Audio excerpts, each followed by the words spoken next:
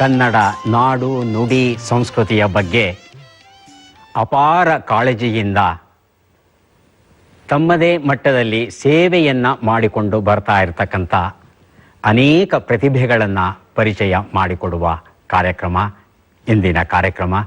ಇವತ್ತು ನಮ್ಮ ಸ್ಟುಡಿಯೋದಲ್ಲಿ ಆಗಮಿಸಿದ್ದಾರೆ ಕನ್ನಡದ ಬರೀ ಕನ್ನಡ ಯಾಕೆ ಬಹುಭಾಷಾ ತಾರೆ, ಉತ್ತಮ ನಟ, ಉತ್ತಮ ಗೀತ ರಚನಕಾರ, ಸಂಭಾಷಣಕಾರ, ನಿರ್ದೇಶಕ ಉಪೇಂದ್ರ ಅವರು ಇವತ್ತು ನಮ್ಮ ಸ್ಟುಡಿಯೋಕ್ಕೆ ಆಗಮಿಸಿದ್ದಾರೆ. ತಮ್ಮೆಲ್ಲರ ಪರವಾಗಿ ಉಪೇಂದ್ರ ಅವರನ್ನು ಹೃತ್ಪೂರ್ವಕವಾಗಿ ಇವತ್ತಿನ ಕಾರ್ಯಕ್ರಮಕ್ಕೆ ಸ್ವಾಗತಿಸ್ತಾ ಇದ್ದೇನೆ. ಸ್ವಾಗತ ಸರ್. ಧನ್ಯವಾದಗಳು. ನನಗೆ ತುಂಬ ಸಂತೋಷ, ನನಗೆ ನಿಮಗಿಂತ ಸಂತೋಷ ನನಗೆ ಆಗ್ತಾ ಇದೆ. ಇಂಥ ಒಂದು ಅದ್ಭುತವಾದ ಕಾರ್ಯಕ್ರಮದಲ್ಲಿ ನಾನು ನನ್ನ ಭಾಗವಹಿಸೋಕ್ಕೆ ನೀವು ಒಂದು ಅವಕಾಶ ಮಾಡಿಕೊಟ್ಟಿರೋದಕ್ಕೆ ತುಂಬ ಸಂತೋಷ. ತುಂಬ ಥ್ಯಾಂಕ್ಸ್. ಸ್ಟೂಡೆಂಟ್ ಆಗಿ ನೀವು ಮೇಷ್ಟ್ರು, ಕನ್ನಡದ ಶಾಲೆಗೆ ನೀವು ಮೇಷ್ಟ್ರು, ನಾವು ನಿಮ್ಮ ವಿದ್ಯಾರ್ಥಿ. ತಾವು ಬರ್ತಾ ಜೊತೆಯಲ್ಲಿ ಗುರೂಜಿಯವರನ್ನು ಕರ್ಕೊಂಡು ಬಂದಿದ್ದೀರಿ, ಅದು ನಮಗೆ ಇನ್ನೂ ಸಂತೋಷ ತಂದುಕೊಟ್ಟಿದೆ. ಇವತ್ತು ನಮ್ಮ ನಾಡಿನ ಆಧ್ಯಾತ್ಮಿಕ ಚಿಂತಕರಲ್ಲಿ ಮುಂಚೂಣಿಯಲ್ಲಿರೋರು ಗುರೂಜಿ ನಟೇಶ ಪೋಲೇಪಲ್ಲಿಯವರು. ಅವರನ್ನು ಇಲ್ಲಿ ಕರ್ಕೊಂಡ್ಬಂದ್ರಲ್ಲ, ಹೇಗೋ ಬಿಡುವು ಮಾಡಿಸ್ಕೊಂಡು, ಅದು ನಮಗೆ ಇನ್ನೂ ಸಂತೋಷವನ್ನು ಕೊಟ್ಟಿದೆ. ಗುರೂಜಿಯವರೇ, ತಮಗೂ ಸಹ ಸ್ವಾಗತವನ್ನು ಕೋರ್ತಾ ಇದ್ದೇವೆ. ತಾವಿಬ್ಬರು ಸಿದ್ಧ ಅಂದರೆ ನೇರವಾಗಿ ಕಾರ್ಯಕ್ರಮ ಆರಂಭಿಸೋಣ. ಸಿದ್ಧವಾಗಿದ್ದೀರಿ ಅಲ್ವಾ? ನಿಮ್ಮ ಒಂದು ಶಕ್ತಿ ಇವರನ್ನ ಕರ್ಕೊಂಡ್ ಬಂದಿದೆ. ಒಬ್ಬ ವ್ಯಕ್ತಿ 2300 ಶೋ ಸತತವಾಗಿ ಪ್ರತಿ ದಿವಸ ತಮ್ಮ ವೃತ್ತಿಯನ್ನು ಮುಗಿದ ನಂತರ ಇದನ್ನ ನಡೆಸ್ಕೊಂಡು ಬಂದ್ರಲ್ಲ, ಆ ಶಕ್ತಿ ಇವ್ರನ್ನ ಕರ್ಕೊಂಡ್ ಬಂದಿದೆ. ದಾರಿ ಉದ್ದಕ್ಕೂ ಅವ್ರು ನಿಮ್ ಬಗ್ಗೆ ಅಪ್ರಿಶಿಯೇಟ್ ಮಾಡ್ತಿದ್ರು. ಸರ್, ತೋರಿಕೆಗೆ ಶಕ್ತಿ ನಾನೊಬ್ಬ. ಅದೇ ನಿಮ್ದು ವಾಸ್ತವದಲ್ಲಿ ನನ್ನ ಬೆನ್ನ ಹಿಂದೆ ಅದೆಷ್ಟು ಜನ ಇದ್ದಾರೆ ಗೊತ್ತಾ? ಖಂಡಿತ. ಎಲ್ಲ ಈ ತಂಡಕ್ಕೆ, ಈ ಕಾರ್ಯಕ್ರಮದಲ್ಲಿ ಎಲ್ಲರೂ ಕೂಡ ನಿಜವಾದ ಕನ್ನಡದ ಸೇವೆ, ನಾಡಿನ ಸೇವೆ ಅಂದ್ರೆ ಇದು ಬರೀ ಮಾತಾಡೋದಲ್ಲ. ನೋಡಿ, ನೀವು ಎಂತ ಒಳ್ಳೆ ಕಾರ್ಯಕ್ರಮ ಮಾಡಿ, ಕನ್ನಡ ಅಂದ್ರೆ ಏನು, ಕನ್ನಡ ಎಲ್ಲದಕ್ಕಿಂತ ತುಂಬಾ ಖುಷಿ ಕೊಡೋದು ನೀವು ಕನ್ನಡ ಪುಸ್ತಕಗಳು ಕೊಡೋದು. ಈ ಕಾರ್ಯಕ್ರಮ ತುಂಬಾ ಇಷ್ಟ ಆಗಿದೆ. ನೀವು ಕೇಳೋ ಪ್ರಶ್ನೆಗಳು ಮತ್ತೆ ಈ ಪುಸ್ತಕಗಳನ್ನ ಬಹುಮಾನ ರೂಪದಲ್ಲಿ ಕೊಡ್ತೀರಲ್ಲ, ನಾನು ತುಂಬಾ ಜನಕ್ಕೆ ಈ ಕಾರ್ಯಕ್ರಮ ನೋಡ್ರ ಮೇಲೆ ನಾನು ಯಾರಿಗೆ ಮನೆಗೆ ಬಂದ್ರೆ ಅಥವಾ ಇನ್ಯಾರು ಬಂದ್ರೆ ಗಿಫ್ಟ್ ಕೊಡೋದು, ಈ ಪುಸ್ತಕಗಳು ಕೊಡೋದು ಅಭ್ಯಾಸ ಮಾಡ್ಕೊಂಡೆ. ನಿಮಗೆ ಅದು ಸೇರ್ಬೇಕು. ಇದು ತುಂಬಾ ಸಂತೋಷ ಸರ್. ತಾವಿಬ್ಬರು ಏನು ಒಳ್ಳೆಯ ಮಾತನ್ನಾಡಿದ್ದೀರಿ, ಅದನ್ನ ನಮ್ಮ ಇಡೀ ತಂಡಕ್ಕೆ ಅರ್ಪಿಸ್ತಾ ಇದ್ದೇನೆ. ಹಾಗೆ ಈ ಕಾರ್ಯಕ್ರಮ ಇಷ್ಟಪಟ್ಟಂತ ನಮ್ಮ ಕನ್ನಡ ಮಹಾಜನತೆಗೆ ತಾವು ಹೇಳಿದಂತ ಒಳ್ಳೆಯ ಮಾತುಗಳೇನಿದೆ ಅದು ಅವರಿಗೆ ಸಲ್ಲಿಕೆ ಆಗಬೇಕು. ಈಗ ಕಾರ್ಯಕ್ರಮ ಆರಂಭಿಸಬಹುದಾ? ಖಂಡಿತ. ಕಾರ್ಯಕ್ರಮದ ಮೊದಲ ಪುಸ್ತಕ, ಮೊದಲ ಪ್ರಶ್ನೆ, ರಶೀತಿಗಳು ಮನಸ್ಸು ಕೇಳಿ ಪಡೆದದ್ದು, ಅಂಜಲಿ ರಾಮಣ್ಣ ಅವರು ಬರೆದಂತಹ ಪುಸ್ತಕ. ಮೊದಲ ಪ್ರಶ್ನೆ ಈಗ ಬಂದಿದೆ. ಕುಂಡಲಿನಿ ಯೋಗದಲ್ಲಿ ಗಣಪತಿಯು ಯಾವ ಚಕ್ರದ ಒಡೆಯ? ಸ್ವಲ್ಪ ಗಂಭೀರವಾದ ಪ್ರಶ್ನೆ, ಆದರೆ ಆಯ್ಕೆಗಳು ಉಂಟು. ಆಯ್ಕೆಗಳು ಬಂದಿದೆ: ಮೂಲಾಧಾರ ಚಕ್ರ, ಸಹಸ್ರಾರ ಚಕ್ರ, ಮಣಿಪುರ ಚಕ್ರ, ವಿಶುದ್ಧ ಚಕ್ರ. ಬಜರ್ ಒತ್ತಬಹುದು, ಉತ್ತರವನ್ನ ಕೊಡಬಹುದು. ಜನ ಗೊತ್ತು, ಆದ್ರೂ ನಮಗೆ ಅವರಿಂದಲೇ ತಿಳ್ಕೊಂಡ್ರು. ಹೇಳಿ ಉಪೇಂದ್ರ ಅವರು. ಮೂಲಾಧಾರ ಚಕ್ರ. ಮೂಲಾಧಾರ ಚಕ್ರ. ಗುರುಜಿ ಅವರು? ಹೌದು. ಅದೇ ಉತ್ತರ. ಪರೀಕ್ಷೆ ಮಾಡಬಹುದಾ? ಪರೀಕ್ಷೆ ಮಾಡೋಣ. ಮೂಲಾಧಾರ ಚಕ್ರ ಉತ್ತರ ಸರಿಯಾಗಿದೆ. ರಶೀತಿಗಳು ಈ ಒಂದು ಪುಸ್ತಕವನ್ನ ಕೊಡ್ತಾ ಇದ್ದೇನೆ ಉಪೇಂದ್ರ ಅವರಿಗೆ. ನಾನು ಹೇಳ್ಬಾರ್ದಾಗಿತ್ತು, ಗುರುಗಳೇ ಹೇಳ್ಬೇಕಾಗಿತ್ತು. ಆದ್ರೂ ನನಗೆ ಇದ್ರಲ್ಲಾರು ಒಂದು ಪುಸ್ತಕ ತಗೋಣ ಅನ್ನೋ ಸ್ವಾರ್ಥದಲ್ಲಿ ಹೇಳ್ಬಿಟ್ಟೆ. ಇಲ್ಲ, ಆ ವ್ಯಕ್ತಿಗೆ ತುಂಬಾ ಗೊತ್ತು ಸರ್. ಇಲ್ಲ, ನಿಜವಾಗ್ಲೂ ಗೊತ್ತು ಸರ್. ಒಂದೇ ಒಂದು ವಿಚಾರ ಹೇಳ್ತೀನಿ. ಅನೇಕ ದೇವರ ದಯದಿಂದ ಅನೇಕ ಜನರನ್ನ ಮೀಟ್ ಮಾಡ್ತೀವಿ, ಅನೇಕ ಚಲನಚಿತ್ರ ನಟರು ಬರ್ತಾರೆ. ಆದ್ರೆ ಇವರಲ್ಲಿರೋ ವಿಶೇಷತೆ ಏನಂದ್ರೆ ಸರ್, ಇದುವರೆಗೂ ಜ್ಯೋತಿಷ್ಯದಲ್ಲಾಗ್ಲಿ ತನ್ನ ಪರ್ಸನಲ್ ಬಗ್ಗೆ ನನಗೆ ಈ ಪ್ರಶ್ನೆ ಕೇಳದೇ ಇರುವಂತಹ ಒಬ್ಬ ವ್ಯಕ್ತಿ ಇವರು ಸರ್. ಯಾವತ್ತೇ ಆಗ್ಲಿ ಆಧ್ಯಾತ್ಮ, ಶೂನ್ಯತೆ, ಶೂನ್ಯ ಸಿಂಹಾಸನ, ನಾನು ಅನ್ನುವುದನ್ನ ಬಿಟ್ಟು ಬದುಕುವುದು ಹೇಗೆ, ಇಂಥ ಡಿಸ್ಕಷನ್ಸ್ ಬಿಟ್ರೆ ಬೇರೆ ಏನನ್ನೂ ಮಾಡದೇ ಇರೋಂಥ ವ್ಯಕ್ತಿ ಸರ್. ದೇಶ, ದೇವರು, ಈ ದೇಶ ಹೇಗೆ, ದೇವರು ಹೇಗೆ ಅಂತ ಕೇಳಿದಂತಹ ವ್ಯಕ್ತಿ ಇವರು ಸರ್. ತುಂಬ ಸಂತೋಷ ಉಪೇಂದ್ರ ಅವರೇ. ಈ ಒಂದು ಸಂದರ್ಭದಲ್ಲಿ ಒಂದು ಪ್ರಶ್ನೆ, ತಾವು ಕನ್ನಡ ಮಾಧ್ಯಮದಲ್ಲಿ ಓದಿದವರು, ಈ ಮಟ್ಟಕ್ಕೆ ಬೆಳೆದಿದ್ದೀರ. ನಮ್ಮ ಕನ್ನಡ ಮಕ್ಕಳು ಕನ್ನಡ ಮಾಧ್ಯಮದಲ್ಲಿ ಓದಿದ್ರೆ ಚೆನ್ನವಾ ಅಥವಾ ಅವ್ರಿಗೆ ಇಂಗ್ಲಿಷ್ ಮಾಧ್ಯಮ ಬೇಕಾ? ಇದಕ್ಕೆ ನಿಮಗೆ ಉತ್ತರವಾಗಿ ನಾನೇ ಇಲ್ಲಿ ಕೂತಿದ್ದೀನಿ. ನಾನು ಕನ್ನಡ ಓದಿದ್ದಕ್ಕೆ ಇವತ್ತು ನನಗೆ ಕನ್ನಡನೇ ಊಟ ಆಗ್ತಿರೋದು. ಕನ್ನಡ ಬರವಣಿಗೆನೇ ನಾನು ಇಲ್ಲಿವರೆಗೂ ತಂದಿರೋದು. ನಾನು ಬರೆದಿರೋ ಒಂದು ಹಾಡಿರ್ಬೋದು, ಒಂದು ಕತೆ ಇರ್ಬೋದು, ಒಂದು ಸಂಭಾಷಣೆ ಇರ್ಬೋದು, ಎಲ್ಲವೂ ಕನ್ನಡನೇ. ನನ್ನೇ ಒಂದು ಎಕ್ಸಾಂಪಲ್ ತಗೊಂಡ್ರೆ, ಕನ್ನಡ ಓದಿದ್ರೆ ಒಂದು ಸರ್ಕಾರಿ ಶಾಲೆಯಲ್ಲಿ ಒಬ್ಬ ಕನ್ನಡ ಓದಿರೋ ವಿದ್ಯಾರ್ಥಿನೂ ಕೂಡ ತುಂಬಾ ಜನ, ನಾನು ಅಂತಲ್ಲ ತುಂಬಾ ಜನ ಇದ್ದಾರೆ. ಖಂಡಿತ ಅವಳು ನನಗನ್ಸೋದು ಮಾತೃಭಾಷೆ, ನಮ್ಮ ಭಾಷೆ. ನನಗದಕ್ಕೆ ಈ ಕಾರ್ಯಕ್ರಮ ಎಷ್ಟಿಷ್ಟ ಅಂದ್ರೆ, ನಿಮ್ಮನ್ನ ಯಾಕೆ ಮೇಷ್ಟ್ರು ಅಂತೀನಿ ಅಂದ್ರೆ, ತುಂಬಾ ದೊಡ್ಡ ಕಾರ್ಯಕ್ರಮ ಮಾಡ್ತಿದ್ದೀರಾ, ತುಂಬಾ ಜನರ ಕಣ್ ತೆರೆಸ್ತಿದ್ದೀರಾ ನೀವು ಈ ಕಾರ್ಯಕ್ರಮ ಮಾಡಿ. 6 ಕೋಟಿ ಜನಕ್ಕೆ ಮೇಷ್ಟ್ರು. 6 ಕೋಟಿ ಜನಕ್ಕೆ ಮೇಷ್ಟ್ರು ನೀವು. ಮತ್ತೆ ಅದೇ ಹೇಳ್ತಾ ಇದ್ದೇನೆ, ನಿಮಿತ್ತ ಮಾತ್ರ ನಾನಷ್ಟೇ. ನನ್ನ ಹಿಂದೆ ಈ ಪ್ರಶ್ನೆಗಳನ್ನು ರೂಪಿಸೋದಕ್ಕೆ ಅಪಾರ ಅರಿವನ್ನ ಅದೆಷ್ಟು ಜನ ಬಿಟ್ಟು ಹೋಗಿದ್ದಾರೋ ಗೊತ್ತಿಲ್ಲ. ವ್ಯಾಸನಿಂದ, ವಾಲ್ಮೀಕಿಯಿಂದ, ಶೇಕ್ಸ್ಪಿಯರಿಂದ ಹಿಡಿದು ಡಾಕ್ಟರ್ ರಾಜ್ಕುಮಾರ್ ಅವರಿಗೆ ಅದೆಷ್ಟು ಜನ ಎಷ್ಟು ಮಾಹಿತಿಯನ್ನು ಬಿಟ್ಟು ಹೋಗಿದ್ದಾರೆ.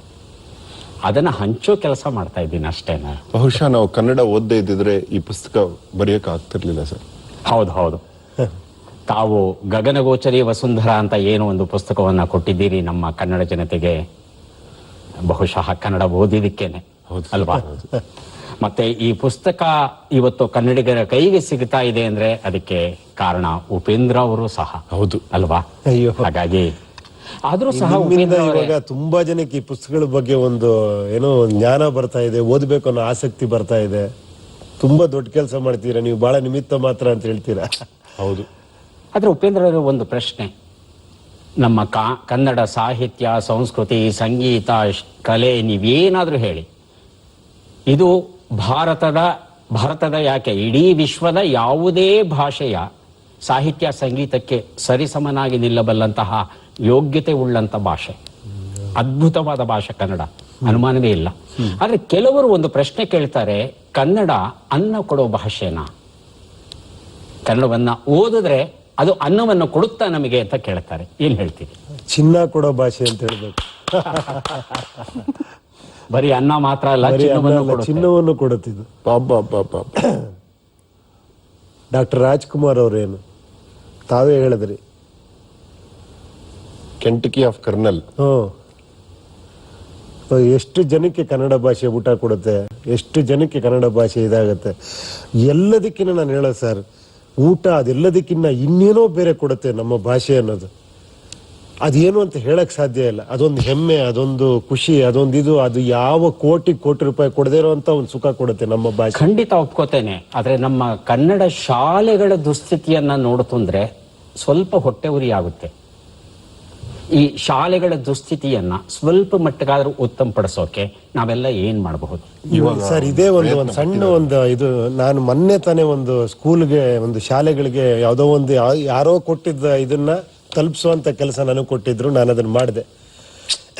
ಚುಂಚನಗುಪ್ಪೆ ಅಂತ, ಬ್ಯಾಲಾಳು ಅಂತ, ಇನ್ನೊಂದು ಕರಿಯಪ್ಪನ ಪಾಳ್ಯ ಅಂತ 3 ಶಾಲೆಗಳು, ಸರ್ಕಾರಿ ಶಾಲೆಗಳು ಹೋದೆ. ಅಲ್ಲಿ ಹುಡುಗರು ಅವರ ಒಂದು ಶಕ್ತಿ, ಅವರ ಒಂದು ಉತ್ಸಾಹ, ಇದು ನನಗೆ ಬೇರೆ ಎಲ್ಲೂ ಯಾವ ಕಾನ್ವೆಂಟ್, ಯಾವುದೇ ಇಂಗ್ಲಿಷ್ ಸ್ಕೂಲಲ್ಲೂ ಕಾಣಿಸ್ತಿಲ್ಲ. ಅದು ಎಲ್ಲದಕ್ಕಿಂತ ಒಂದು ಹೆಮ್ಮೆ ಪಡೋ ವಿಷಯ ಅಂದ್ರೆ ಸರ್, ಆ ಕರಿಯಪ್ಪನ ಪಾಳ್ಯ ಅಂತ ಒಬ್ಬ ಬಾಬು ಅಂತ ಒಬ್ಬ ವ್ಯಕ್ತಿ, ಅವರು ಅಲ್ಲಿ ಮನೆಗೆ ಹೋಗಿ ಒಂದು 25-30 ಜನ 40 ಜನ ಹುಡುಗರನ್ನ ತಂದು ಒಂದು ಶಾಲೆ ಮಾಡಿದ್ದಾರೆ ಸರ್. 2 ರೂಮ್ ಇಟ್ಕೊಂಡು ಎಷ್ಟು ಅದ್ಭುತವಾಗಿ ಮಾಡಿದ್ದಾರೆ ಅಂದ್ರೆ, ನಿಜವಾಗ್ಲೂ ಅಂಥವ್ರು ಒಬ್ಬೊಬ್ಬರಿದ್ರೆ ಸಾಕು, ನಿಜವಾದ ಕನ್ನಡ ಸೇವೆ ಅದು. ಕನ್ನಡ ಕಲಿಸ್ತಾರೆ. 50 ಜನ ಮಕ್ಕಳು ಎಷ್ಟು ಡಿಸಿಪ್ಲಿನ್ಡ್ ಆಗಿ, ಎಷ್ಟು ಶಿಸ್ತಿಂದ ಕೂತಿದ್ರು ಅಂದ್ರೆ, ಒಂದು ಪುಸ್ತಕ ಅವ್ರಿಗೆ ಕೊಟ್ರೆ ಬಂದು ಸೆಲ್ಯೂಟ್ ಹೊಡೆದು ಆ ಪುಸ್ತಕ ನಿಸ್ಕೊಳ್ಳೋರು, ಅಷ್ಟು ಸೈಲೆಂಟ್ ಆಗಿ ಕೂತಿದ್ದಾರೆ. ಅಷ್ಟು ಒಂದು ಶಾಲೆ ಅಂದ್ರೆ ಒಬ್ಬ ವ್ಯಕ್ತಿ ಕೈಲಿ ಅದಾಗುತ್ತೆ ಅಂದ್ರೆ ಯೋಚನೆ ಮಾಡಿ, ಯಾಕಾಗಲ್ಲ. ತುಂಬಾ ಸ್ವಚ್ಛವಾಗಿ ಇಟ್ಕೊಂಡಿದ್ದಾರೆ. ಆಮೇಲೆ ಕ್ಲಾಸ್ ರೂಮ್ ಅಲ್ಲೆಲ್ಲ ಎಲ್ಲ ಬೇರೆ ಬೇರೆ ಬೇರೆ ಇವಾಗ ಹಣ್ಣುಗಳು, ಹೂವು ಎಲ್ಲ ಇದನ್ನ ನೇತಾಡ್ಬಿಟ್ಟು, ಇಷ್ಟದನ್ನ ಹೆಂಗ್ ಮೇಂಟೈನ್ ಮಾಡ್ತೀರಾ ನೀವು? ಇದನ್ನ ಕಿತ್ತಾಕಲ್ವಾ ಮಕ್ಕಳು ಅಂದ್ರೆ, ಕಿತ್ತಿದ್ರೆ ಅವ್ರು ಕಲ್ತರು ಅಂತ ಅವ್ರು ಕೀಳ್ಬೇಕಾದ್ರೆ, ನಾನು ಎಷ್ಟೊತ್ತಿ ಕಿತ್ತರು ಮತ್ತೆ ಕಟ್ತೀನಿ. ಇದಕ್ಕಿನ್ನ ಕನ್ನಡ ಸೇವೆ ಇನ್ನೇನ್ ಮಾಡಕ್ ಸಾಧ್ಯ? ಅಂದ್ರೆ ಕನ್ನಡಿಗ ನಿಜವಾಗಿ ಎಲ್ಲೋ ಒಂದು ದೊಡ್ಡ ಮನಸ್ಸನ್ನ ಮಾಡಬೇಕಾಗಿದೆ, ತನ್ನನ್ನ ತಾನು ಏಳಿಸ್ಕೋಬೇಕಾಗಿದೆ. ನಿದ್ರೆ ಮಾಡ್ತಿದ್ದಾನೆ ಸ್ವಲ್ಪ ಮಟ್ಟಿಗೆ. ಹೌದು. ಈಗ ಒಬ್ಬ ವ್ಯಕ್ತಿ ಇಂತಹ ಸಾಹಸವನ್ನ ಮಾಡಿದ್ದಾನೆ ಈ ತರ ಅಂದ್ರೆ ಹಳ್ಳಿಗಳಲ್ಲಿ ಒಬ್ಬೊಬ್ರು ಮೇಷ್ಟ್ರು ಬಂದ್ರೆ, ನಿಮ್ಮಂತ ಒಬ್ರು ಮೇಷ್ಟ್ರು ಈ ತರ ಒಂದು ಕಾರ್ಯಕ್ರಮದಲ್ಲಿ ಕೂತ್ರೆ ಅದಕ್ಕಿನ್ನ ಇನ್ನೇನು, ಕನ್ನಡ ಖಂಡಿತ ಇದಾಗತ್ತೆ. ವೇದವ್ಯಾಸರು ಮನಶ್ಶಷ್ಟಾಣಿ ಇಂದ್ರಿಯಾಣಂ ಅಂದ್ರೆ ಒಂದು ಮನಸ್ಸಿನ ಕೆಳಗೆ 5 ಇಂದ್ರಿಯಗಳಿದ್ದಂಗೆ ಒಂದು ಟೀಚರ್ ಕೆಳಗೆ 5 ಸ್ಟೂಡೆಂಟ್ ಇರಬೇಕು ಅಂತ ಹೇಳಿದ್ರಂತೆ. ಆದ್ರೆ ಇವತ್ತು ಒಂದು ಟೀಚರ್ ಕೆಳಗೆ 60 ಸ್ಟೂಡೆಂಟ್ಸ್ 70 ಸ್ಟೂಡೆಂಟ್ಸ್ ಇದ್ದಾರೆ. ಯಾವ ರೀತಿ ಕನ್ನಡ ಶಾಲೆ ಬೆಳೆಯಲು ಸಾಧ್ಯ?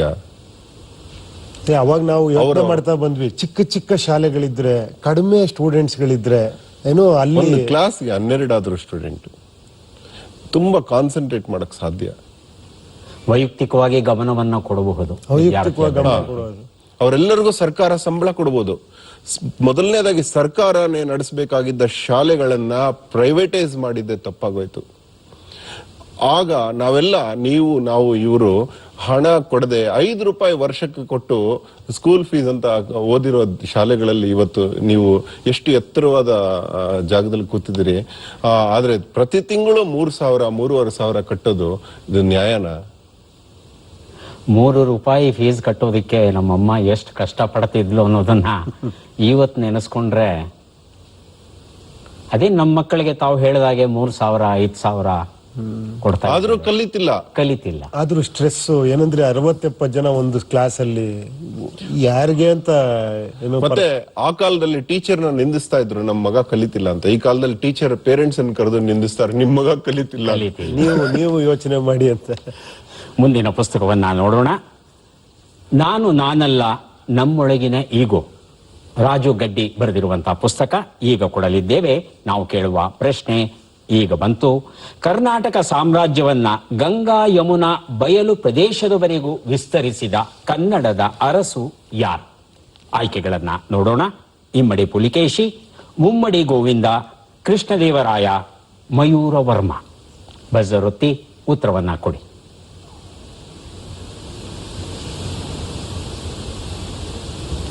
ಯಾರಿರಬಹುದು?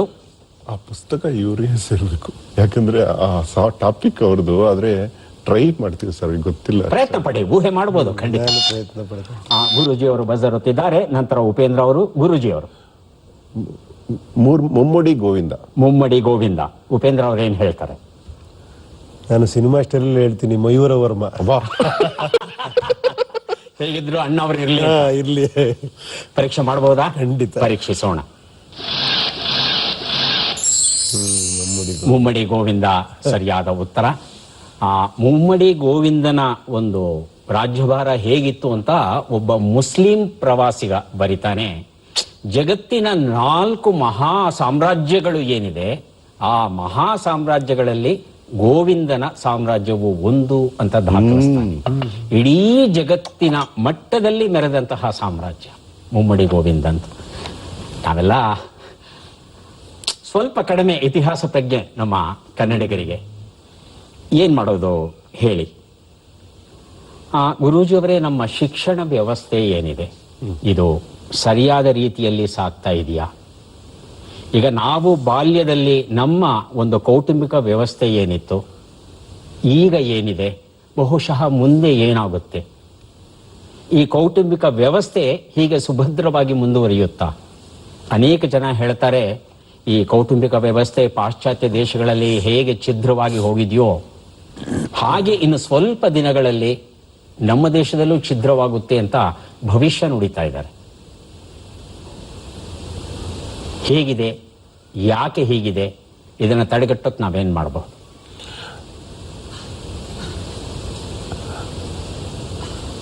ಕರ್ಮಭೂಮಿ, ಪುಣ್ಯಭೂಮಿ, ಮೋಕ್ಷಭೂಮಿ ಭಾರತ ಅನ್ನೋ ಒಂದು ಒಳ್ಳೆ ತಳಹದಿಯಲ್ಲಿರುವಂತ ನಮ್ಮ ದೇಶ ಕ್ಷಣಿಕವಾಗಿ ಮಲಿನವಾಗಿದೆ ಬ್ರಿಟಿಷರಿಂದ. ಆದ್ರೆ ನಮ್ಮ ದೇಶದಲ್ಲಿ ಬುದ್ಧಿ ಶಕ್ತಿ ಎಷ್ಟಿದೆ ಅಂದ್ರೆ, ಇವತ್ತು ನಿಮ್ಮಲ್ಲಿ ಬಂದ ಪ್ರಶ್ನೆ ಅನೇಕರಲ್ಲಿ ಬರ್ತಾ ಇದೆ. ಅದರಿಂದ ಮುಂದೆ ಇದರ ದುಷ್ಪರಿಣಾಮ ಅತಿ ಆಗೋದಿಲ್ಲ. ಯಾಕಂದ್ರೆ ಸುಧಾರಿಸಿಕೊಳ್ಳುವಂತಹ ಜನಾಂಗ ಭಾರತದವರು. ತಪ್ಪು ಕಂಡ ತಕ್ಷಣ ಸುಧಾರಿಸಿಕೊಳ್ತಾರೆ. ಆದ್ರೆ ಇದರಿಂದ ದುಷ್ಪರಿಣಾಮ ಆಗಿರುವುದಂತೂ ನಿಜ. ಇದಕ್ಕೆ ಕಾರಣ ಶಾಲೆಗಳಲ್ಲಿ ಕಲಿಸುವಂತಹ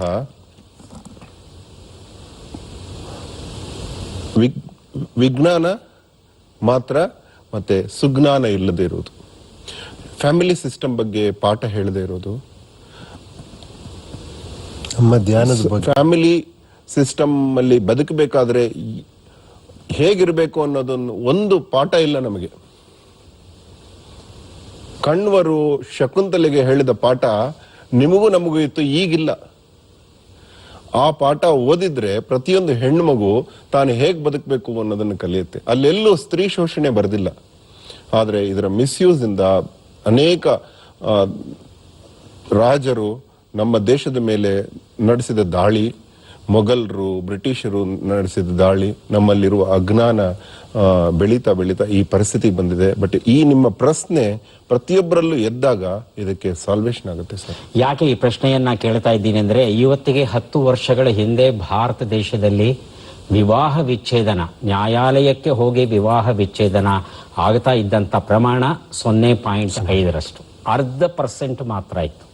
ಇವತ್ತು 2% ಬಂದಿದೆ. ಅದರಲ್ಲೂ IT-BT ವಿದ್ಯಾವಂತರು ಅಂತ ಯಾರು ಅನ್ನಿಸ್ಕೊಂಡಿದ್ದಾರೆ ಅವರೇ ಇವತ್ತು ನ್ಯಾಯಾಲಯದ ಮೆಟ್ಟಲನ್ನು ಹತ್ತಾ ಇದ್ದಾರೆ. ಅದರಲ್ಲೂ ಗಂಡಸರಿಗಿಂತ ಹೆಂಗಸರೇ ತಾವಾಗಿಯೇ ಹೋಗಿ ನನಗೆ ವಿಚ್ಛೇದನ ಬೇಕು ಅಂತ ಕೇಳ್ತಾ ಇದ್ದಾರೆ. ವಿದ್ಯಾಭ್ಯಾಸ ಕೊಟ್ಟದ್ದೇ ತಪ್ಪ ಹೆಣ್ಣು ಮಕ್ಕಳಿಗೆ ಅಂತ ತುಂಬಾ ಜನ ಪ್ರಶ್ನೆ ಕೇಳ್ತಿದ್ದಾರೆ. ಏನ್ ಹೇಳ್ತೀರಿ? ಅದು ವಿದ್ಯಾಭ್ಯಾಸ ಕೊಟ್ಟಿಲ್ವಲ್ಲ ಸರ್. ವಿದ್ಯಾಭ್ಯಾಸ ಕೊಟ್ಟಿದ್ರೆ ಹೀಗಾಗ್ತಿರ್ಲಿಲ್ಲ. ಬರೀ ಪಾಠ ಕಲಿಸಿದಾರಷ್ಟೇ. ವಿದ್ಯಾಭ್ಯಾಸ ಅಂದ್ರೆ ಜೀವನ ನಡೆಸುವುದು ಹೇಗೆ ಅನ್ನೋದು ಕೊಡ್ಬೇಕಲ್ಲ ಸರ್.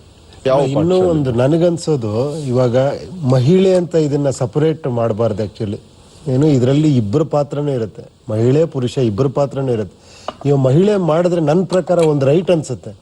ಎಷ್ಟು ದಿನ ಅವಳು ಶೋಷಣೆಲೇ ಬದುಕಿ ಏನೋ ಸಮಾಜ ನಾನು ಹಿಂಗ್ ಮಾಡಬಾರ್ದು, ನಾನು ಹಿಂಗೇ ಬದುಕಬೇಕು ಅಂತ ಕೆಲವು ಏನೋ ಸರಿ ಇಲ್ದಿರೋ ಫ್ಯಾಮಿಲಿ ಬದುಕೋದಕ್ಕೆ ಸಾಧ್ಯ? ಒಳ್ಳೇದೇ, ಒಂದ್ ರೀತಿ ಒಳ್ಳೇದೇ ಅಲ್ವಾ? ಹೌದು, ನನಗೊಂದು ಸ್ವತಂತ್ರ ಬೇಕು, ನಾನು ಇನ್ನೊಬ್ಬನ ಮದುವೆ ಆಗ್ತೀನಿ, ನಾನು ಇನ್ನೊಂದ್ ಕಡೆ ಮದುವೆ ಆಗಿ ನಾನು ಇನ್ನೊಂದ್ ಕಡೆ ಚೆನ್ನಾಗಿರ್ತೀನಿ ಅನ್ನೋ ತಪ್ಪೇನಿಲ್ಲ, ಖಂಡಿತ ತಪ್ಪಿಲ್ಲ. ಈ ದೇಶದಲ್ಲಿ ಹೆಣ್ಣು ಮಕ್ಕಳು ಶೋಷಣೆಗೆ ಒಳಗಾಗಿದ್ದಾಳೆ, ಅದರಲ್ಲಿ ಯಾವುದೇ ಅನುಮಾನ ಇಲ್ಲ, ಆಗ್ತಾನೂ ಇದ್ದಾಳೆ. ನೀವ್ ಹೇಳಿದ್ರಿ ನೋಡಿ, ಎಲ್ಲಿ ಎಜುಕೇಶನ್ ಇದೆಯೋ, ಎಲ್ಲಿ IT-BT ಇದೆ ಅಲ್ಲಿ ಮಾತ್ರ ನಡೀತಾ ಇದೆ ಅಂತ. ಹೌದು, ಅಂದ್ರೆ ಎಜುಕೇಟೆಡ್ಸ್ ಏನಾಗ್ತಿದ್ದಾರೆ, ಅದನ್ನ ಪ್ರೊಟೆಸ್ಟ್ ಮಾಡ್ತಿದ್ದಾರೆ, ಅದರಿಂದ ಹೊರಗೆ ಬರ್ತಾ ಇದಾರೆ. ನಾವು ಮತ್ತೆ ಶೋಷಣೆಗೆ ಒಳಗಾಗಲ್ಲ ಅಂತ ಹೊರಗೆ ಬರ್ತಿದ್ದಾರೆ. ತಪ್ಪೇನಿಲ್ಲ. ಎಷ್ಟೋ ಜನ ಪಾಪ ಅದ್ರಲ್ಲೇ ಇದ್ ಮಾಡ್ಕೊಂಡು ಪತಿಯೇ ಪರದೈವ ಅನ್ಕೊಂಡು ಎಲ್ಲವನ್ನೂ ಅನುಭವಿಸ್ಕೊಂಡು ಬದುಕ್ತಿರೋದು ಯಾವ ಮಟ್ಟಿಗೆ ಸರಿ? ಅಂದ್ರೆ ಇವತ್ತು IT-BT ಕ್ಷೇತ್ರದಲ್ಲಿ ಏನ್ ನಡೀತಾ ಇದೆ, ನಾಳೆ ಸಮಾಜದ ಇತರ ಕ್ಷೇತ್ರಗಳಿಗೂ ಹರಡಿದ್ರೆ ಆಗ ಸಮಾಜದಲ್ಲಿ ಶಾಂತಿ ಅನ್ನೋದು ಇರುತ್ತಾ? ಎರಡೂ ಕಡೆ ಬೇಕು ಅಂತ ನಾನು ಹೇಳ್ತಿರೋದು. ಬರೀ ಹೆಣ್ಣು ಮಕ್ಕಳು ಅಂತ ಇದನ್ನ ಇದ್ ಮಾಡಬಾರ್ದು, ಇಬ್ಬರ ಕಡೆಯಿಂದನೂ ಕರೆಕ್ಟ್ ಆಗಿ ಇಬ್ಬರಿಗೂ ಅಂಡರ್ಸ್ಟ್ಯಾಂಡಿಂಗ್ ಇರಬೇಕು. ಅದು ಒಳ್ಳೆ ಶಾಲೆಯಲ್ಲಿ ಬಹುಶಃ ನಮ್ಮ ಶಿಕ್ಷಣ ಅನ್ನೋದು ಕೇವಲ ವಿಜ್ಞಾನವನ್ನ, ಹಣವನ್ನ ಸಂಪಾದನೆ ಮಾಡೋದನ್ನಷ್ಟೇ ಅಲ್ಲದೆ ಒಟ್ಟಿಗೆ ಹೇಗ್ ಬದುಕಬೇಕು ಅನ್ನೋದನ್ನು ಧರ್ಮಸಾರನ ಕಲಿಸಬೇಕು ಸರ್. ಅದಕ್ಕೆ ಒಂದು ಸಬ್ ಚಾಪ್ಟರ್ ಬೇಕು ಸರ್. ಬಹಳ ಸಂತೋಷ ಸರ್. ಮುಂದಿನ ಪುಸ್ತಕವನ್ನ ನೋಡೋಣ. ಹುಡುಗಾಟ ಹುಡುಕಾಟ, ಹದಿಹರೆಯದವರಿಗಾಗಿ ಗಿರಿಮನೆ ಶಾಮರಾವ್ ಅವರು ಬರೆದಿರುವಂತಹ ಒಂದು ಸೊಗಸಾದ ಕನ್ನಡ ಕಾದಂಬರಿ ಈಗ ಕೊಡ್ತಾ ಇದ್ದೇವೆ. ಮುಂದಿನ ಪ್ರಶ್ನೆಯನ್ನ ನೋಡೋಣ. ಈ ಚಿತ್ರದಲ್ಲಿರುವ ದುರ್ಗೆಯ ಅವತಾರವನ್ನ ಗುರುತಿಸಿ.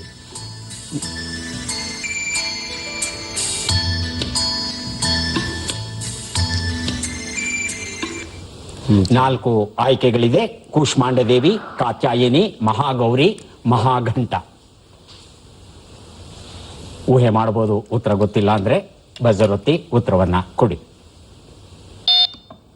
ಬಜರ್ ಒತ್ತಿದ್ದಾರೆ ಉಪೇಂದ್ರ ಅವರು, ನಂತರ ಗುರೂಜಿ ಅವರು. ಉಪೇಂದ್ರ. ಮಹಾಗೌರಿ. ಮಹಾಗೌರಿ. ಗುರೂಜಿ? ಸತ್ಯ ಸರ್, ಮಹಾಗೌರಿ. ಉತ್ತರವನ್ನ ನೋಡೋಣ. ಮಹಾಗೌರಿ ಸರಿಯಾದ ಉತ್ತರ. ಹುಡುಗಾಟ ಹುಡುಕಾಟ ಈ ಪುಸ್ತಕವನ್ನ ಉಪೇಂದ್ರ ಅವರಿಗೆ ಕೊಟ್ಟಿದ್ದೇನೆ. ನೋಡಿ, ಇದು ಈ ನವದುರ್ಗೆಯರು ಅಂತ ನಾವು ದಸರೆಯ ಸಂದರ್ಭದಲ್ಲಿ ನಾವು ಪೂಜೆ ಮಾಡ್ತೇವೆ. ಇಲ್ಲೇನ್ ಮಾಡ್ತೇವೆ ಅಂದ್ರೆ 9 ಕನ್ಯೆ ಮುತ್ತೈದೆಯರನ್ನು ಕೂರಿಸಿ ಅವರಲ್ಲಿ ಈ 9 ನವದುರ್ಗೆಯರನ್ನ ಆಹ್ವಾನಿಸಿ ಅವರಿಗೆ ಪೂಜೆಯನ್ನ ಮಾಡಿ, ಚಿಕ್ಕ ಮಕ್ಕಳು ಕನ್ಯೆ ಮುತ್ತೈದೆಯರು ಅಂತ ಹೇಳ್ತಂದ್ರೆ ಎಲ್ಲ 6 ವರ್ಷ 7 ವರ್ಷ 8 ವರ್ಷದ ಮಕ್ಕಳನ್ನ ಕೂರಿಸಿ ಪೂಜೆ ಮಾಡಿ ಅವರಿಗೆ ವಿಷಯ ಅವ್ರು ಏನ್ ಕೇಳಿದ್ರೋ ಗೊತ್ತಿಲ್ಲ ಅನ್ನಲ್ಲ, ಇಷ್ಟೆಲ್ಲ ಕೊಟ್ಟು ನಾವು ಪೂಜೆ ಮಾಡಿಕೊಂಡು ಗೌರವವನ್ನ ಸಲ್ಲಿಸ್ಕೊಂಡು ಬಂದಿದ್ದೇವೆ. ಆದ್ರೂ ಸಹ ಎಲ್ಲೋ ಒಂದು ಕಡೆಗೆ ಶೋಷಣೆಯನ್ನ ಮಾಡ್ಕೊಂಡು ಬರ್ತಾ ಇದ್ದೇವೆ. ಒಂದು ರೀತಿಯಾದ 2 ರೀತಿಯಾದ ಮನೋಭಾವ ಯಾಕೆ ಕಂಡು ಬರ್ತಾ ಇದೆ ನಮ್ಮ ಸಮಾಜದಲ್ಲಿ?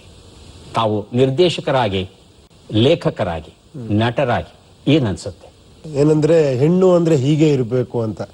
ಕರೆಕ್ಟ್, ಹೀಗೆ ಇರಬೇಕು. ಗಂಡು ಅಂದ್ರೂ ಹೀಗೆ ಇರಬೇಕು ಸಮಾಜದಲ್ಲಿ. ಎರಡೂ ಕಡೆ ಬ್ಯಾಲೆನ್ಸ್ ಆದ್ರೆ ಏನು, ಎರಡು ಬದುಕಿನ ಜಟಕಾ ಬಂಡಿ ಅಂತಾರಲ್ಲ ಆ ತರ. ಎರಡೂ ಕರೆಕ್ಟ್ ಆದಾಗ ಎಲ್ಲವೂ ಚೆನ್ನಾಗಾಗತ್ತೆ. ಗಂಡು ತನ್ನ ಅಹಂಕಾರನ ಬಿಡಬೇಕು. ಹೆಣ್ಣು ನೀವು ಹೇಳ್ದಂಗೆ ವಿದ್ಯೆ ಬಂದಿದ್ದೇನೆ, ನಾನು ಎಲ್ಲಾರ ಹೋಗಿ ಬದುಕ್ತೀನಿ ಅನ್ನೋವಂಥದ್ದು ಬಂದಾಗ ನಾನು ಬೇರೆ ಹೋಗ್ತೀನಿ, ನಾನು ಬೇರೆ ಬದುಕ್ತೀನಿ ಅನ್ನೋದನ್ನು ಕಡಿಮೆ ಆಗಬೇಕು. ಅದಕ್ಕೆ ಕರೆಕ್ಟಾಗಿ ಅವಳು ಓದಿದಾಳೆ, ಅವಳು ಮಾಡ್ಲಿ ಏನಾರ ಕೆಲಸ ಅನ್ನೋದು ಗಂಡಿಗೂ ಬರಬೇಕು. ಆ ಎರಡೂ ಸಾಮರಸ್ಯವಾಗಿದ್ದಾಗ ಚೆನ್ನಾಗಿರುತ್ತೆ. ಇದೆಲ್ಲದಕ್ಕೂ ಮೂಲ ನೀವು ಹೇಳ್ದಂತ ಏನ್ ಹೇಳಿ, ಅದು ಏನು ಗುರುಗಳು ಹೇಳಿದ್ರಲ್ಲ, ಧ್ಯಾನ ಆಗ್ಲಿ, ನಮ್ಮ ಮೂಲ ಏನ್ ಹೇಳಿ, ಒಂದು ಮೆಡಿಟೇಷನ್ ಇರ್ಬೋದು, ಒಂದು ಯೋಗ ಇರ್ಬೋದು, ಇದೆಲ್ಲ ನಮ್ಗೆ ಎಜುಕೇಶನ್ ಅಲ್ಲಿ ಇದ್ರೆ ಸ್ವಲ್ಪ ತಲೆ ಸ್ವಲ್ಪ ಪೀಸ್ಫುಲ್ ಆಗುತ್ತೆ. ಪೀಸ್ಫುಲ್ ಯಾವಾಗ ಇಲ್ಲಿ ಶಾಂತಿ ಬರುತ್ತೋ ಎಲ್ಲವೂ ಚೆನ್ನಾಗಿರುತ್ತೆ. ತುಂಬಾ ಸಂತೋಷ. ಹೆಣ್ಣಿನಲ್ಲಿ ಹೆಣ್ಣಿನ ಲಕ್ಷಣಗಳು, ಗಂಡಿನ ಲಕ್ಷಣಗಳು. ಫಾರ್ ಎಕ್ಸಾಂಪಲ್, ಒಂದು ಮಗು ಹುಟ್ಟುತ್ತೆ, ಹೆಣ್ಣು ಮಗು ಆದಾಗ ಚಿಕ್ಕ ವಯಸ್ಸಿಂದಾನೆ ಅಡಿಗೆ, ಅದರಲ್ಲಿ ಆಸಕ್ತಿ, ಹಾಡು, ನೃತ್ಯ ಆಸಕ್ತಿ. ಗಂಡು ಹುಟ್ಟಿದ ತಕ್ಷಣ ಆ ಹುಡುಗ ಕಾರು, ಬೈಕು, ಆ ಜಮೀನ್ ಹತ್ರ ಹೋಗೋದು, ಸಂಪಾದನೆ ಮಾಡೋದ್ರ ಬಗ್ಗೆ ಅಪ್ಪನಲ್ಲಿ ಉಪಕಾರ ಮಾಡೋದು, ಈ ಲಕ್ಷಣಗಳು ಅವರವರಲ್ಲಿ ಇದ್ದಾಗ ಸಂಸಾರ ಚೆನ್ನಾಗಿರುತ್ತೆ ಅನ್ನೋದು ವೇದದ ಮಾತು. ಅದು ಈಗ ಗಂಡು ಮಾಡೋ ಕೆಲಸಗಳು ಹೆಣ್ಣು ಮಾಡ್ಬೋದು ಅನ್ನೋದು ವಿದೇಶಿ ಸಂಸ್ಕಾರ ಬಂದಾಗ ಹೆಣ್ಣು ಮಾಡೋ ಕೆಲಸಗಳು ಗಂಡು ಮಾಡ್ಬೇಕಾಗಿ ಬರ್ತಾ ಇದೆ. ಯಾರೇ ಆಗ್ಲಿ, ಹೆಣ್ಣು ಗಂಡಾಗ್ಲಿ, ಇವ್ರದ್ದು ದೊಡ್ಡ ಎಕ್ಸಾಂಪಲ್ ಇದೆ. ಒಂದ್ಸಲ ಇವ್ರನ್ನ ನಾನು ಕೇಳಿದಾಗ, ಸರ್ ನಿಮ್ಮ ಮಕ್ಕಳನ್ನ ನೀವು ನೋಡ್ಕೊಳಕ್ ಸಾಧ್ಯನಾ ಅಂತ ಕೇಳಿದ್ದೆ. ಚಾಲೆಂಜ್ ಮಾಡ್ಬಿಡಿ ಸರ್, ನಾ ಬೇಕಾದ್ರೆ ಎಲ್ಲ ಕೆಲಸಗಳನ್ನ ಬಿಟ್ಟು ನನ್ನ ಮಕ್ಕಳನ್ನ ಶಾಲೆಗೆ ಕರ್ಕೊಂಡು ಹೋಗ್ತೀನಿ, ಅಲ್ಲೇ ಒಂದ್ ಕಡೆ ಕೂತ್ಕೋತೀನಿ, ಮತ್ತೆ ಶಾಲೆಯಿಂದ ಕರ್ಕೊಂಡು ಮನೆಗೆ ಬರ್ತೀನಿ, ಯಾವುದೇ ಕೆಲಸವನ್ನ ದೃಢವಾಗಿ ಮಾಡ್ಬೇಕು ಅಂತ ಮಾಡ್ತೀವಿ ಅಂತ ಹೇಳಿದ್ರು. ಹಾಗೆ ಇಬ್ಬರಲ್ಲಿ ಒಬ್ಬರು ಕೆಲಸ ಮಾಡಿ, ಹೆಣ್ಣೆ ಮಾಡ್ಲಿ ಕೆಲಸ, ಗಂಡು ಮನೆಯಲ್ಲಿ ಮಕ್ಕಳನ್ನ ನೋಡ್ಕೊಳ್ಳೋದು ಬೇಕು. ಮಕ್ಕಳಲ್ಲಿ ಸಂಸ್ಕಾರ ಹೋಗ್ತಾ ಇದೆ, ಹಣ ಮಾತ್ರ ಬರ್ತಾ ಇದೆ. ಇವೆರಡು ಸಂವೇದನೆ ಇರಬೇಕು ಸರ್. ಬಹಳ ಒಂದು ಒಳ್ಳೆ ವಿಷಯ ಕೊಟ್ಟಿದ್ದೀರಿ. ಗಂಡು ಸಹ ಮಕ್ಕಳನ್ನ ನೋಡ್ಕೊಂಡು ಮನೇಲಿ ಇರೋದು ತಪ್ಪಿಲ್ಲ ಅಂತ ತಾವು ಹೇಳ್ತಾ ಇದ್ದೀರಿ ಇವತ್ತು. ಹೌದಾ ಉಪೇಂದ್ರ ಅವರೇ?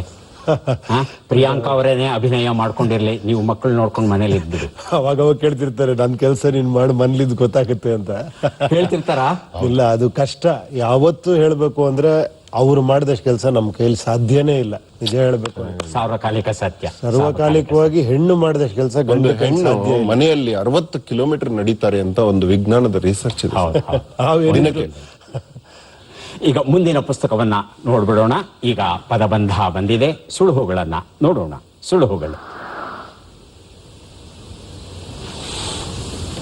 ಸುಳುಹುಗಳು ಈಗ ಬಂತು. ಗೌರಿ ಹಬ್ಬದಲ್ಲಿ ಮುತ್ತೈದೆಯರಿಗೆ ಕೊಡುವರು, ಬಡವರನ್ನ ಸದಾ ಕಾಡುತ್ತದೆ ಪಗಾರ. 1 ನಿಮಿಷದ ಅವಕಾಶ.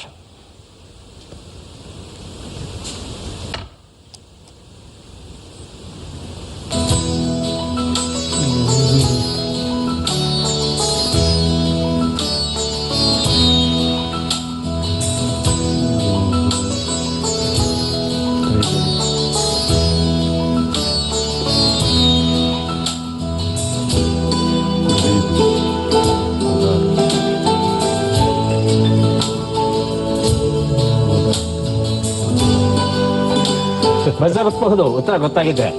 ಗೊತ್ತಾಯ್ತು, ಹೇಳಿ ಸರ್. ಒಂದು ಗೊತ್ತಾಯ್ತು, ಹೇಳಿ ಒಂದು ಉತ್ತರ.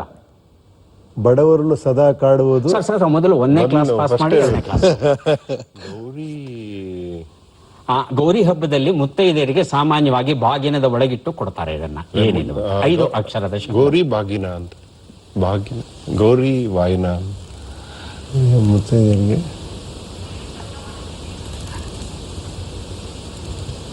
ಗಿಲ್ಲ ಗಿಲ್ಲ ಗಿಲ್ಲಕ್, ಕಾಲಿಗೆಜ್ಜೆ ಜಣಕ್, ಬಳೆ, ಕೈ ಬಳೆ.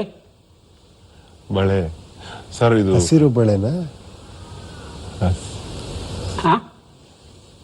ಹೇಳಿ ಹೇಳಿ ಹೇಳಿ ಹೇಳಿ ಹೇಳಿ ಹೇಳಿ ಹೇಳ್ಬಿಡಿ. ಸರಿಗಿದೆ, ಹೇಳಿ. ಹಸಿರು ಬಳೆನಾ?